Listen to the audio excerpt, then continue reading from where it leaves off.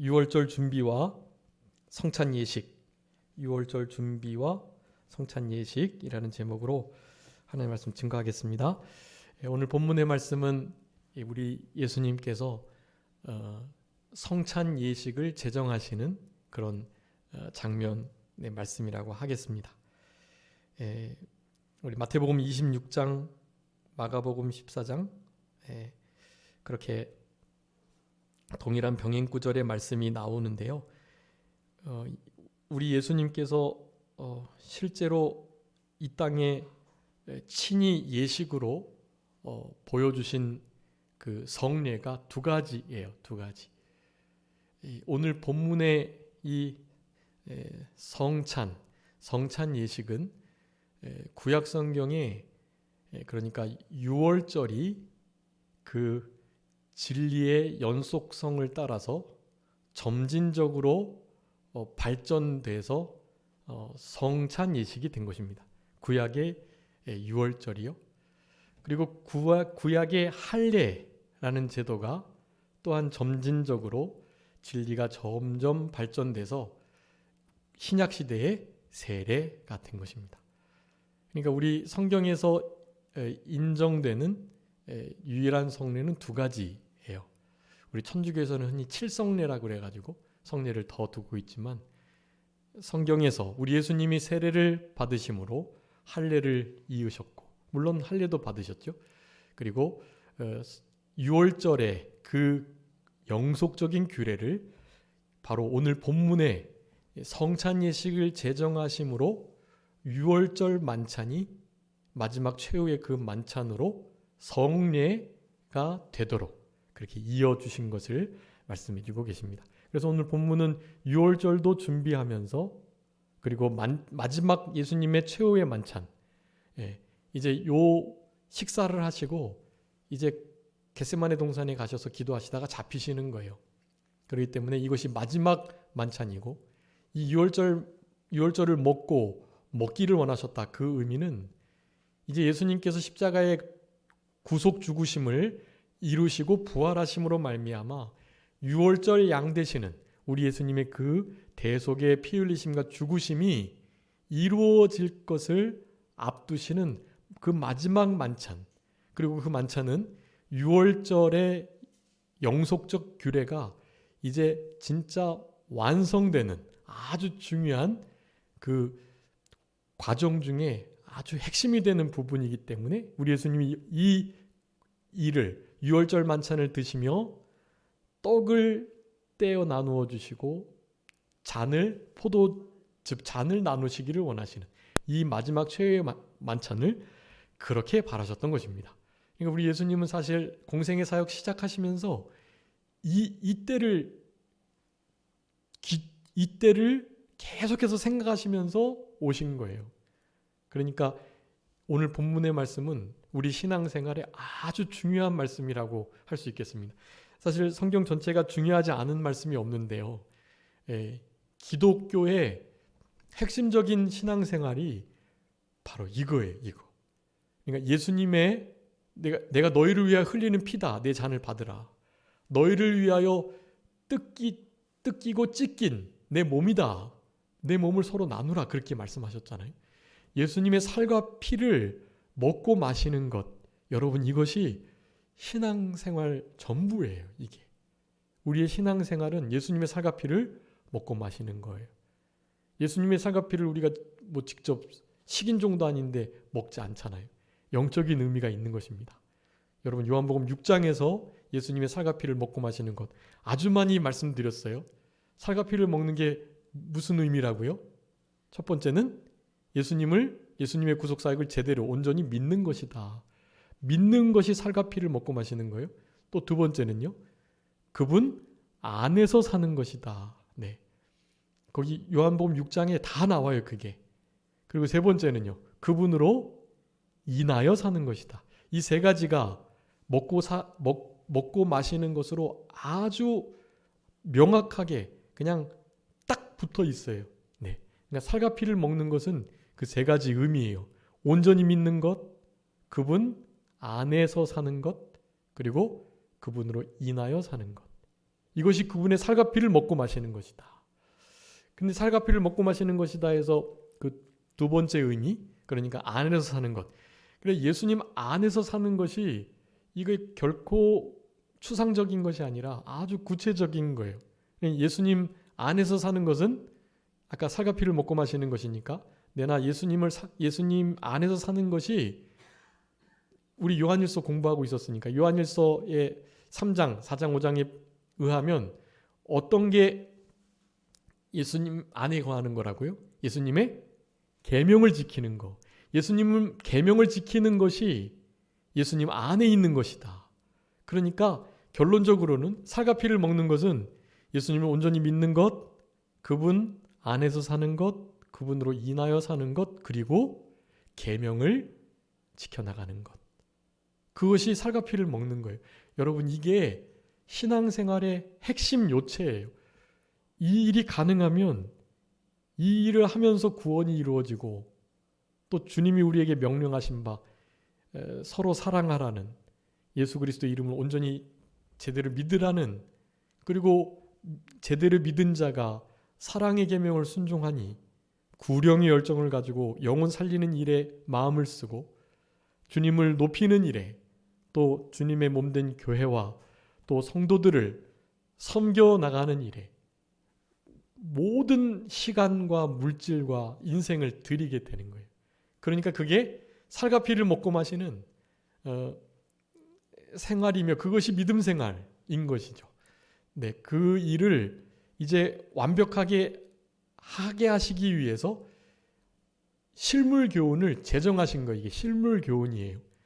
예수님이 친히 살과 피를 먹고 마시는 그 의미를 부여하시면서 영적인 의미를 부여하시며 6월절이 이제 성찬으로 완성되어 넘어가는 것과 그리고 그 성찬을 실제로 우리가 기념하며 우리 신앙생활에 아주 중요한 은혜의 방편으로 사용해야 될 것을 오늘 본문을 통해서 우리들에게 말씀해 주고 계시는 것입니다. 여러분 그러니까 지금 말씀드린 이게 그러니까 오늘 본문의 가장 핵심적인 거예요.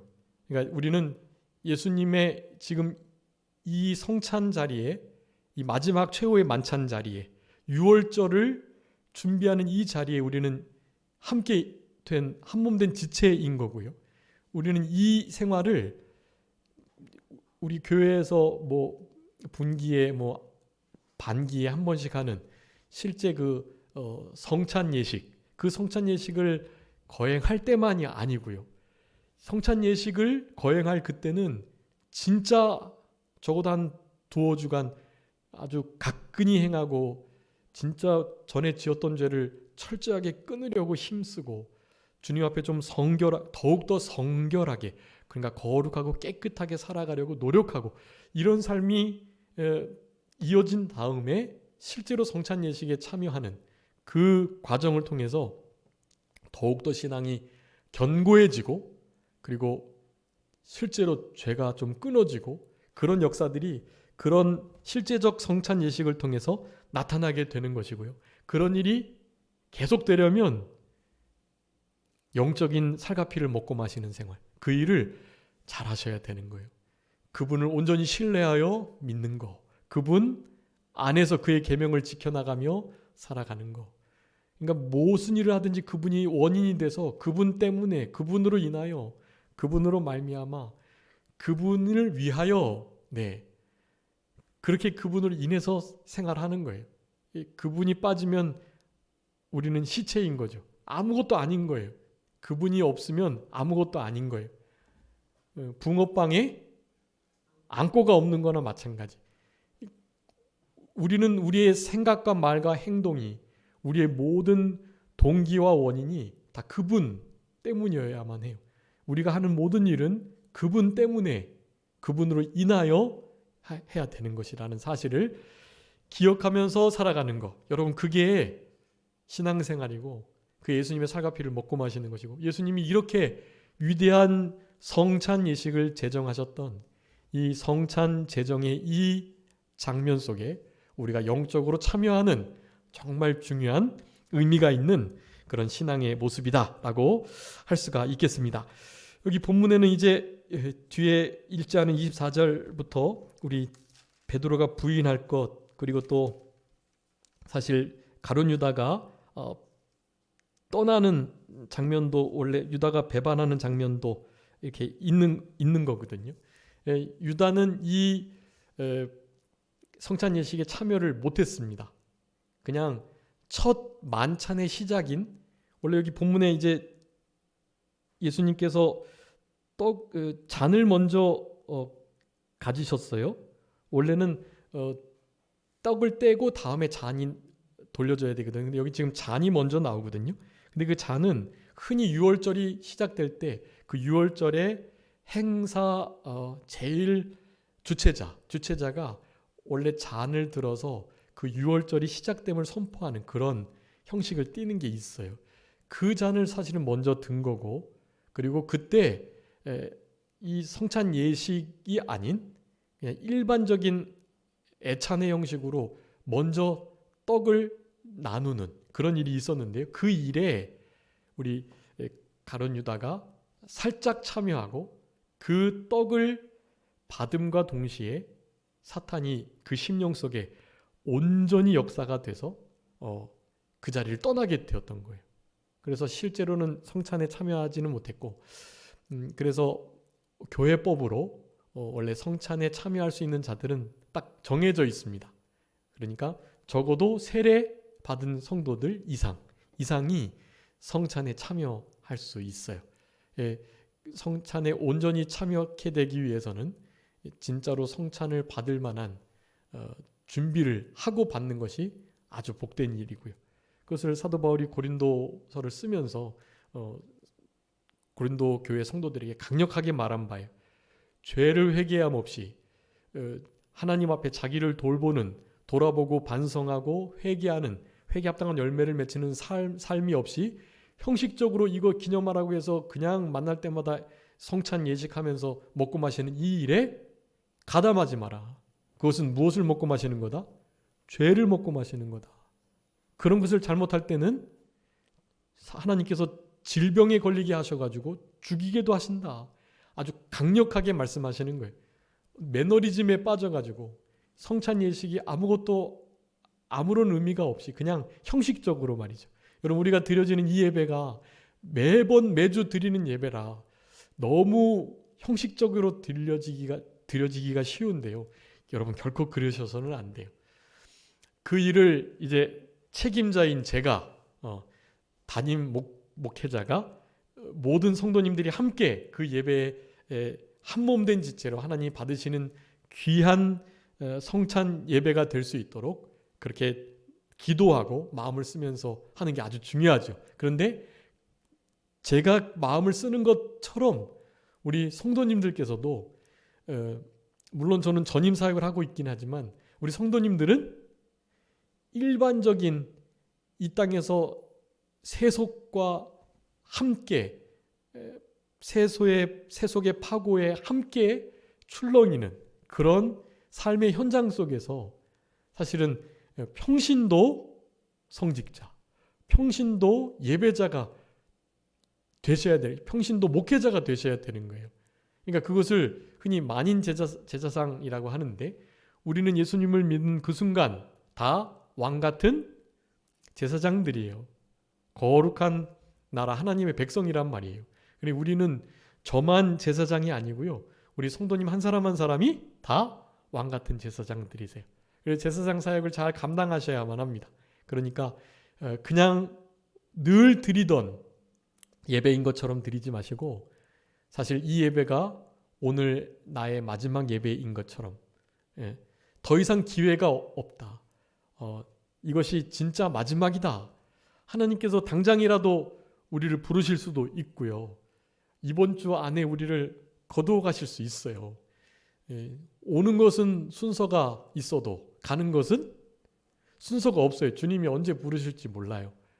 그러니까 이렇게 우리나라의 평균 이렇게 연령 평균 수명이 몇 세 정도니까, 내가 지금 몇 세니까 내가 몇십 세 남았다, 그렇게 생각하시면서 생활하실 게 아니라, 우리는 진짜 시한부 인생처럼요, 시간을 받아놓고 그렇게 마지막을 아는 자와 같은, 여러분 마지막을 아는 자의 삶이 결코 방탕할 수는 없는 거예요. 그것을 아는 사람이 어떻게 그 소중한 이 시간을 헛되이 보낼 수 있겠어요? 너무나 소중하게, 너무나 아깝게, 그리고 진짜 하찮고 별것 아닌 것에서는 시간을 들이지 않고 진짜 가치 있고 소중하고 귀한 것, 거기에 모든 시간을 들이지 않겠어요? 그렇게 살아가시는 거예요. 그렇게 예배하셔야만 합니다. 그런 마음을 품으시면서 오늘 본문의 말씀을 통해서 우리가 좀 다시 한번 되새김질해야 할 몇 가지 말씀 살펴보도록 하겠습니다. 먼저 22장 1절에 보면 유월절이라는 무교절이 다가왔다라고 말씀하는데요. 이 무교절에 대한, 그러니까 우리 구약에 3대 절기가 있는데 3대 절기를 반드시 이스라엘 백성들은, 적어도 남자들은 그 회막, 성막에 다 모여야 돼요. 어디에서 살든지 거기에 다 모여서 하나님께 예배를 드려야 돼요. 그 중에 가장 핵심적인 것이 이 무교절과 연결되어 있는 유월절입니다. 이 유월절 무교절은 반드시 잘 지켜야 되는 명절이에요.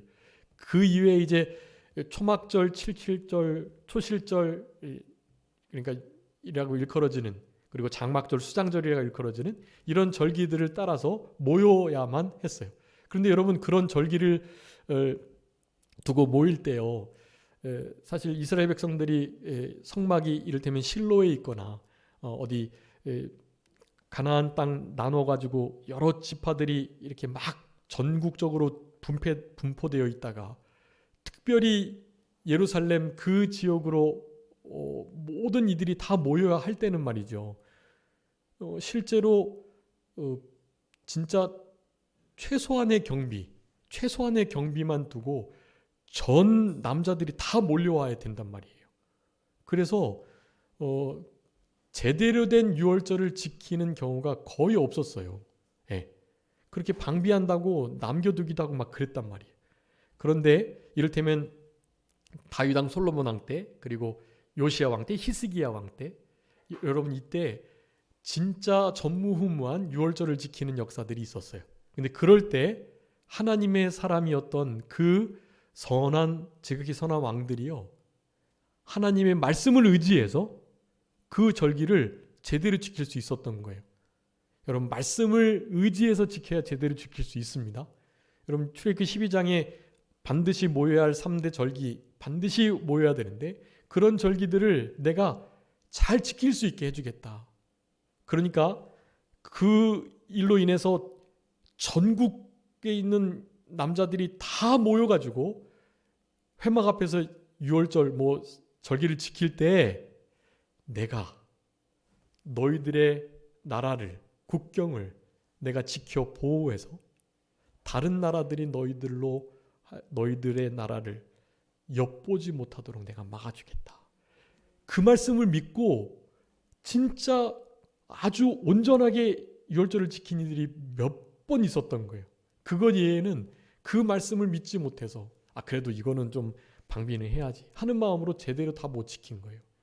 여러분, 우리는 하나님의 말씀을 믿고 말씀대로 순종하고 말씀대로 예배드리는 우리들이 되어야 합니다. 여러분, 그 말씀 중요하니까요. 하나님께서 하나님의 말씀대로 예배하면 그것을 위하여 우리가 좀 손해보는 것 같고 놓치는 것 같은, 우리의 힘으로는 어떻게 해볼 수 없는 것들을 우리 하나님께서 해주신다라는 것이 아주 중요하니까요. 한번 읽어봐 주세요. 출애굽기 34장, 출애굽기 34장. 유월절을 제대로 절기를 지켜내기 위해서는 반드시 필요한 말씀을 우리에게 주신 것이 우린 것을 기억해야만 합니다. 34장 24절 한번 읽어주세요.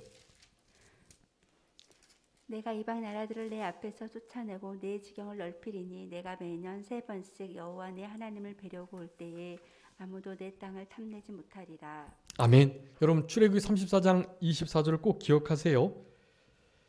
이 말씀을 믿고 제대로 예배를 드렸던 자들이 정말 극소수였던 거예요. 결코 내 땅을 아무도 탐내지 못하게 하겠다. 우리 개혁성경이 엿보지 못하게 하겠다 그랬거든요. 엿보아서 탐내려고 하지만 누가 그것을 막아주시겠다? 우리 하나님 여호와께서 막아주시겠다. 그러니 그런 거 걱정하지 말고 다 올라와서 절기를 지키라 말씀하시는 거예요. 여러분 6월절은 그렇게 성대하게 국방이 허술해지고 모든 것이 올 수도 없대고, 여러분 6월절을 며칠 지켜야 되는 거예요? 무교절과 함께 7일 지켜야 되는 거예요. 여러분 그때 완전 국방에 공백이 생기는 거예요. 그런데 그걸 누가 그걸 메꿔주시겠다고요? 우리 하나님께서 메꿔주신다는 거예요. 여러분 이런 은혜를, 이 말씀을 믿고 순종하는 자들만이 누려요. 다른 사람들은 못 누려요. 그래도 사람이 해야 될 거는 해야 되는 거 아니에요? 맞죠. 그런데 하나님 말씀대로 하나님께서 기뻐하시고 원하시는 대로 순종하려 할 때 놓치게 되는, 그리고 부족하게 되는, 그런 허술하게 되는 그런 부분들을요, 우리 하나님께서 다 채워주시는 거예요. 다. 여러분 어떻게 우리 중고등부 학생들이 적어도 중고 과정 3년의 6년의 과정을 막 고액 과외를 써서 과외하는 이들, 그리고 심지어 주일날에는요 이제 한 주간 못했던 잠을 자거나 혹은 못했던 문제를 특별하게 풀거나 말이죠, 자기가 부족했던 것을 만회할 수 있는 아주 요긴한 기간이거든요, 이 주일날이요. 여러분, 근데 이 주일날을 하나님께 드리고 어떻게 주일날까지 공부하는 쪽집게 과외를 하고 쪽집게 풀이를 받는 이들을 어떻게 따라잡을 수 있겠어요? 못해요. 그거는 물리적인 시간으로도 딸려가지고 안 되는 거예요.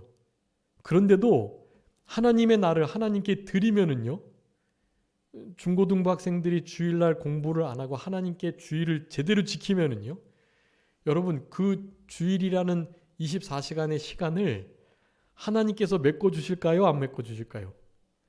메꿔 주시고도 남아요. 제가 몇 번 예를 들었죠. 김동환 목사라고 다니엘 학습법 쓰신 분인데요. 지금도 깨지지 않아요. 서울대 4.5 만점인데 4.44인가? 그렇게, 그러니까 4년 내내 모든 전 과목을 A+를 맞아야 되는 거예요. 그리고 딱 한 2과목 정도를 A0 뭐 그렇게 맞아야 4.44 나오는 거예요. 4.5 만점에 이를테면. 그러니까 그 기록은 아직도 안 깨지고 있어요. 4.44로 졸업한 서울대생이 없단 말이에요. 그런데 김동환 목사님이라는 분이 그 기록을 가지고 계신 거예요. 근데 그이가 어떻게 대학생활을 했냐 하면요, 어머니 아버지가 신앙이 있으셔가지고 주일 예배는 당연하고 수요 예배, 금요 철야, 그리고 심지어 이제 그날 구역 예배, 자기 그 구역 예배는 구역 예배, 그리고 새벽 예배까지, 이런 예배를 완전히 잘 드리도록, 이제 물론 이제 특별한 일이 있을 때는 학교 수업도 있거나 그럴 때는 이제 수요 예배나 금요 뭐 구역 예배나 뭐 이런 건 좀 빠질 수 있겠죠. 새벽 예배도 그렇고. 그런데 주일 예배, 주일 오전 오후, 그러니까 온전한 주일. 그리고 성경을 읽지 않으면 밥을 안 주셨대, 밥을. 성경도 안 읽으면서 무슨 밥을 먹으려고 그러냐고 그러면서. 그러니까 배도 고프고 성경 못 읽으면 굶어야 되니까. 그렇게 지내왔지만 서울대도 들어가고, 그렇게 지내오면서 여러분 서울대에서는 그냥 대충 레포트 쓰는 게 아니에요. 진짜 책 다 읽어야 하고요. 진짜 A+를 맞으려면 물리적 시간이 부족해요. 진짜로. 그런데도 하나님이 뭐 주시니까요? 지혜 주시니까요. 진짜 하나님께 드린 그 시간을 커버하고도 남을 만큼의 지혜를 주셔서, 그러니까 다른 애들이 막 주일 24시간 들여서 잠도 안 자고 25시간, 26시간 막 해서 한 것을 그 친구는 이를테면 한 2-3시간 열심히 하면 하나님이 생각나게 해주시고 완전히 이해하게 해주시고 그렇게 해주시는 거예요. 그냥. 그러면서 그이가 하는 말이 있어요. 되게 중요하고 급한 일이라고 숨도 안 쉬고 밥도 안 먹고 할 수 없다. 숨도 안 쉬고 밥도 안 먹고. 아무리 중요하고 급해도 밥은 먹고 숨은 쉬어야 되잖아요. 우리 믿는 이들의 영적인 숨과 영적인 양식이 뭐예요? 기도와 말씀이죠. 아무리 중요하고 급한 일이 있어도 말씀 보고 기도하는 일과는 바꿔서는 안 되는 거예요. 그걸 못하면 진짜 아무 일도 안 되게 되는 거예요. 우리가 할 수 있다고 생각하는 그 중요하고 급한 일도 사실은 결국 안 되게 되는 거예요. 숨도 안 쉬고 밥도 안 먹고 어떻게 일을 할 수 있냐고요. 그런 말씀을 하시는 분이세요. 그런데 그것이 정말 맞고 그렇게 믿음으로 살아갈 수 있는 것은 이와 같은 말씀 때문이에요. 너희들 유월절을 지키기 위해서 7일 동안 예루살렘에 올라가지고 예배 드리지?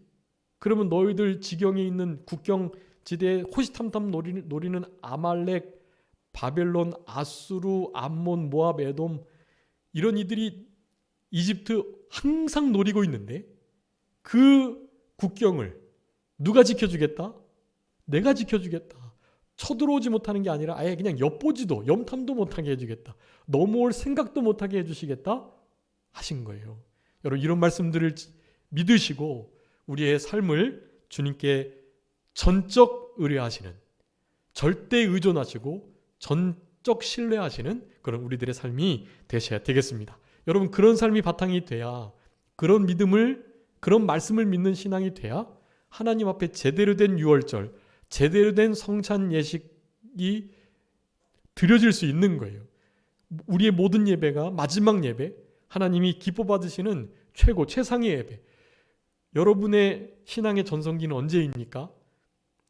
한 10년 전이셨나요? 항상 지금이셔야 해요. 지금. 여러분 지금이 나의 신앙의 전성기다. 지금 이 예배가 내가 그동안 드렸던 어떤 예배보다도 최고 최상의 하나님이 기뻐하시는 예배다 라고 하시면서 매번의 기록을 깨셔야만 하는 거예요. 여러분 우리 잉글랜드 프리미어 리그 EPL이라고 하는데 거기서 득점왕이 우리나라에서 나왔어요. 여러분 이건 정말 대단한 거예요. 여러분 축구에 대해서 별 관심이 없어서 모르시는, 저도 사실 잘 몰랐거든요. 근데 제가 좀 조사해 보니까 이거는 사실은 있을 수가 없는 일이에요. 이 아시아 국가에서 그 EPL 잉글랜드 프리미어 리그에서 축구 경기에서 득점왕이 나왔다는 건 있을 수가 없는 일이에요. 근데 손흥민 선수는 지금 그가 가는 모든 길이 역사고 기록이고 그냥 역사적 발자취들이에요. 옆에 이제 동료 케인이라는 사람이 있는데요. 그 친구는 잉글랜드 사람인데 그와 함께 호흡을 맞추면서 그러니까 서로의 골을 어시스트하는 거 어시스트라 하거든요. 골을 이렇게 바로 전에 패스한 거 어시스트인데 그 어시스트를 이 두 사람이 서로에게 가장 많이 한 거예요. 두 사람이 어시스트해서 골을 넣은 골이 지금 잉글랜드 프리미어 리그 중에서 가장 많아요. 이전까지 되게 유명한 사람들이 두 사람이 어시스트 해가지고 넣은 골이 40몇 골이었는데 지금 그 40몇 골을 훨씬 더 넘었어요 이제. 그래서 앞으로 그네 둘이 이렇게 어시스트해서 넣는 골이 나오면은 역사가 되는 거예요. 역사. 최상의 전성기. 여러분 우리 예배가 사실 그래야만 해요. 우리 드려지는 이 유월절 모든 절기 예배 그리고 성찬식이 늘 내포되어 있는 이 모든 예배, 예수님의 십자가의 대속 죽으심과 그 부활이 그리고 우리를 위해서 찢기신 살과 또 그 언약의 피가 흐르는 그 예배가 사실 모든 예배 속에 넘쳐야만 하고 그런 예배가 계속되어 우리 영도 살고 하나님이 기뻐하시고 한 주간을 살아갈 수 있는 힘을 얻을 수 있게 되는 거예요. 여러분 아무쪼록 그런 신앙의 승리의 역사가 또 말씀을 바탕으로 한 참된 영적 유월절과 영적 성찬 예배의 역사들이 우리의 모든 예배 속에 사실 새벽에 드려지는 그 새벽 예배 가운데서도 그런 역사가 늘 넘쳐나는 그런 우리들이 되었으면 정말 좋겠습니다. 여기 유월절이라는 무교월절이 다가와가지고 지도자들이 생각하는 것은 어떻게 예수님을 죽일까라는 거예요. 절기를 지켜내며 예수님을 죽일까 궁리하는 거. 그리고 백성을 또 두려워하네요. 하나님은 두려워 않고 말이죠. 여러분 하나님을 두려워하고 하나님이 무엇을 기뻐하실까 궁리하는 자가 돼야지. 누구를 어떻게 죽일까? 누구를 죽여서 내 인기가 좀 높아질까? 내 자리가 위협당하지 않을까? 그런 생각을 하면 안 돼요. 특별히 사람을 두려워하는 일은 진짜 해서는 안 되는 것입니다. 여러분, 우리는 누구만을 두려워해야 될까요? 하나님만. 누가복음 12장에 몇 번 말씀드렸어요. 내가 너희들에게 마땅히 두려워할 자를 알려주겠다. 너희의 우리를 죽일 수 있는 분, 그리고 죽인 후에 너희 영혼을 지옥에 던져 넣을 수 있는 그분을 두려워해라. 참으로 너희에게 이르노니 그분을 두려워해라. 여러분, 그분만 두려워하면요, 우리 무서울 것 없어요. 이제 곧 7년 대환란, 전무후무한 환란이 오거든요. 여러분, 이때까지 만나보지 못하신 환란이에요. 여러분, 그 환란을 어떻게 이겨나가시겠어요?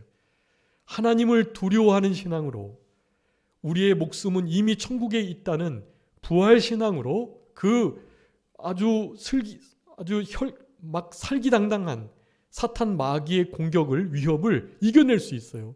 여러분, 부활 신앙과 주님만을 두려워하는 신앙 없으면 다 넘어지게 돼 있어요. 아무리 지금 나 괜찮아, 나 순교할 수 있을 것 같아, 적어도 나는 신앙 양보하지 않지 하는 생각을 가진 분들이라 할지라도 넘어갈 수밖에 없어요. 여러분, 지금 정말 깨어서 준비하시면서 그 두 가지 신앙으로 살아가셔야 돼요.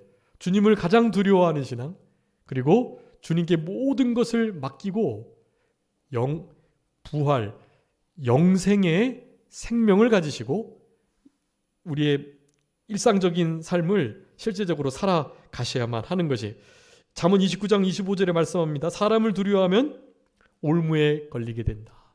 그렇지만 하나님 여호와를 의지하는 자는 안전하리라.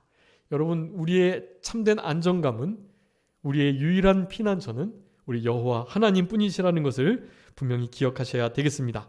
여러분, 그때 12 중 하나인 가룟 유다가 사탄의 공격을 받고 사탄의 꾀임에 빠져가지고 예수를 넘겨줄 방도를 의논하며, 그리고 기회를 찾는다고 6절에 말합니다. 여러분, 우리가 주님을 어떻게 섬길까, 기쁘시게 할까, 어떻게 하면 주님께 더 가까이 기도드릴까, 이런 기회를 타야지. 죄 지을 기회, 누구를 죽일 기회, 자기의 유익을 도모할 기회, 그런 기회를 보면 안 된다라는 것이 로마서 7장 8절 11절 그렇게 말씀합니다. 죄가 기회를 타가지고 우리를 탐심을 이루고 우리를 속이고 끊임없이 우리를 미혹하는데, 그런 죄의 미혹과 유혹들을 이겨내야 된다는 거예요.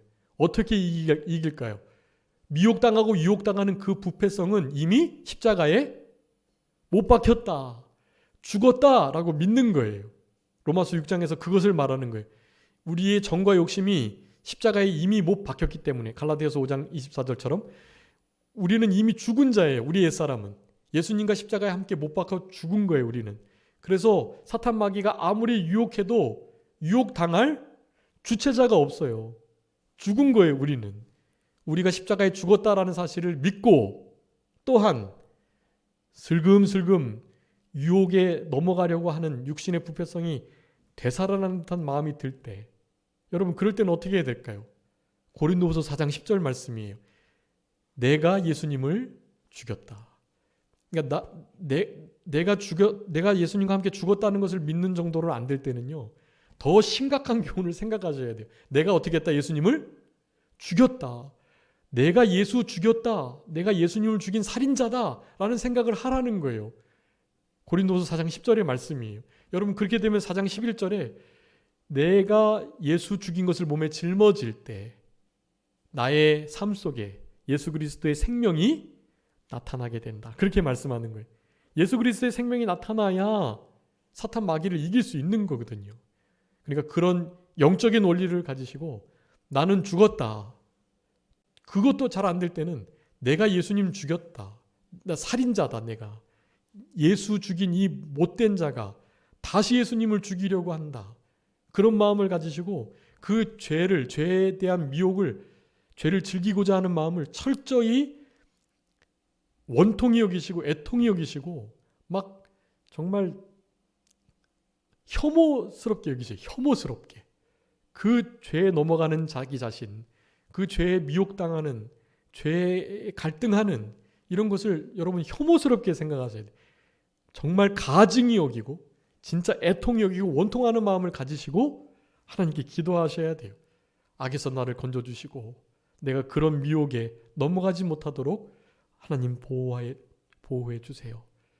여러분 지난 시간에 8가지 우리 말세 성도의 준비 자세에 대해서 말씀드렸죠. 거기에 실제로 우리가 악에게 지지 않을 수 있는 방법은 없어요. 주님만 바라보고 주님께 요청드려야 돼요. 하나님, 저를 죄에서 구원해 주세요. 죄에 넘어지지 않게 해주세요. 악에게 빠지지 않게 해주세요. 그래서 우리 주기도문 늘 외우는 거예요. 우리를 죄에서 사하여 주옵시고 다만 악에서 구하옵소서. 시험을 없애달라는 기도는 드릴 수 없어요. 그건 우리에게 허락하신 거니 하나님이. 근데 그런 시험이 닥쳐올 때 어떻게 해야 되느냐? 거기에 빠지지 않도록 너희들 시험에 들지 않게 깨어서 뭐하라?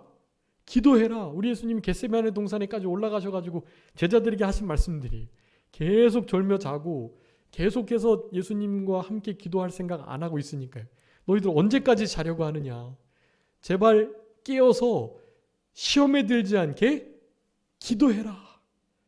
너희들 마음은 원하고 그렇게 하려고 하는데 뭐가요?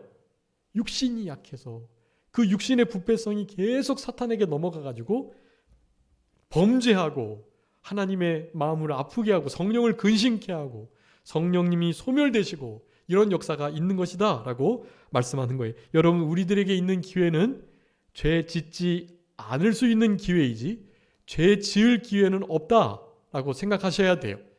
여러분 우리 주님께서 우리에게 자유를 주시려고 우리를 부르셨는데 우리에게 주어진 우리의 자유를 무슨 기회 삼지 말고 육체의 기회 삼지 말고 서로 사랑으로 종노릇해라. 여러분 이것이 우리에게 주어진 기회에 대한 가장 바른 선용이라고 할 수가 있겠습니다. 그러면서 이제 6월절 만찬을 준비하라고 하시는데요. 여기서도 아주 중요한 원리를 나타내주고 계세요. 우리 지난 19장에서 어디요? 우리 예수님이 예루살렘에 입성하실 때 그때 주가 쓰시겠다 하라 해서 무엇을 준 이들이 있었죠? 어린 나귀와 나귀를 주신 분이 있었단 말이에요. 이름은 안 나와 있어요. 그렇지만 하나님이 그를 준비시키셨고 바로 하나님의 때에 주가 쓰시겠다라는 이 한마디 듣고 자신의 정말 귀한 나귀와 어린 나귀 새끼를 주님을 위해서 주를 위해서 바쳤다라는 것입니다. 오늘 본문도 물동이를 들고 가는 한 사람이 있을 건데 그를 따라가가지고 그 주인에게 6월절 만찬 어디다가 준비해놓고 잡수시기를 원하시느냐라고 물으라고 말한 거예요. 근데 진짜 그런 자를 만났고 물동이 진자를 따라갔더니 그분을 바로 만나가지고 아주 넓은 다락방에 6월절 만찬을 치르게 되었습니다. 혹자들은 성경에 나타나 있지 않는데 사도행전 1장이나 10장의 말씀, 12장의 말씀을 근거로 이 다락방이 그 사도행전에 나오는 그 마가의 다락방과 같은 단어이기 때문에 또 보통 이제 좀 이렇게 유세비우스나 교회사 학자들이요 이렇게 말하기를 마가의 다락방일 가능성이 아주 많다 그런 말들을 합니다. 물론 이제 모르지만요. 어쨌든 추측해 보는 거예요. 여러분 우리들도 그렇게 준비된 자가 돼서 하나님께서 쓰시겠다 할 때 어디서 6월절 만찬 드시게 하시려는가 라고 물으실 때 진짜 우리가 가진 그 모든 것 여러분을 볼 때 하나님은 진짜 준비된 자를 쓰시는 것 같아요. 우리 요셉을 그래서 2년 동안 잊혀진 자로 있게 하셨던 것처럼요. 우리에게 하나님은 늘 그런 과정을 주시는 것 같아요.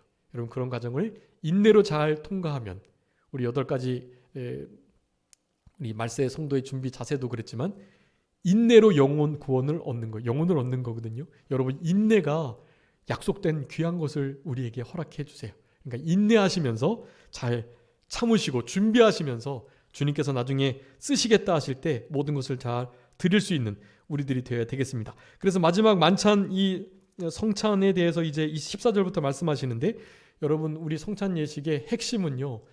서두에 말씀드렸던 것처럼 예수님이 살과 피를 먹고 마시는 그 영적인 의미를 우리의 실제 삶에 적용하는 것이 가장 핵심이에요. 그것을 이제 실물 교훈처럼 교회라는 이 공동체 안에서 주일 예배를 통해서 실제 떡을 떼고 잔을 나누는 것으로 확인하는 거예요. 여러분, 그래서 그 확인이 아주 중요한 일이긴 하지만 그 전에 제가 소두에 말씀드렸던 영적인 우리 예수님의 살과 피를 먹는 그 생활이 아주 중요한 거예요. 여러분, 그래서 다시 한번 그 말씀 드리고요. 자, 예수님의 살과 피를 먹는 건 첫 번째 뭐라고요? 예수님을 제대로 믿는 것. 두 번째는요, 예수님 안에 사는 것. 세 번째로는요, 예수님으로 인하여 사는 것. 그리고 예수님 안에 있다는 말씀과 동일한 말씀이니까 예수님 안에 있는 것은 요한일서 2장하고 5장 4장의 말씀에 의해서 예수님의 계명을 지키는 것이 예수님 안에 있는 것이니까 예수님 안에 있는 것은 계명을 지키는 거예요. 그러니까 살과 피를 먹는 게 계명을 지키는 거예요. 그게 결코 추상적인 게 아니에요. 살과 피를 먹는 게 영적인 그림을 그리면서 기운을 느끼면서 이런 게 아니에요. 실제로 계명 지키는 거예요. 계명. 그리고 또 한 가지가 있어요. 여러분, 요 한 가지까지 기억하셔서 5가지를 가지시고 살과 피를 먹는 것 딱 기억하시면 성찬 예배를 드리실 때도 그렇고 성찬 예배를 준비하는 때도 그렇고 모든 우리의 예배의 삶이 이와 같은 태도가 될 수 있도록 하는 것이 중요하다고 하겠습니다. 여러분 꼭 기억해 주세요. 요거 하나만 읽고 말씀 마치겠습니다. 골로새서 2장 6절 한번 읽어주세요. 이것이 이제 예수님 안에 있는 의미로서의 살과 피를 먹는 거예요. 그러므로 너희가 그리스도 예수를 주로 받았으니 그 안에서 행하되. 아멘. 중요합니다. 여러분, 예수 그리스도를 주로 받았기 때문에 그 안에서 행한다. 여러분, 그럼 다른 말로 그분 안에 행한다는 것은 뭐예요? 예수님을 주로, 예수님을 왕으로 섬긴다는 거예요. 이것까지 하나 더 보태셔가지고요.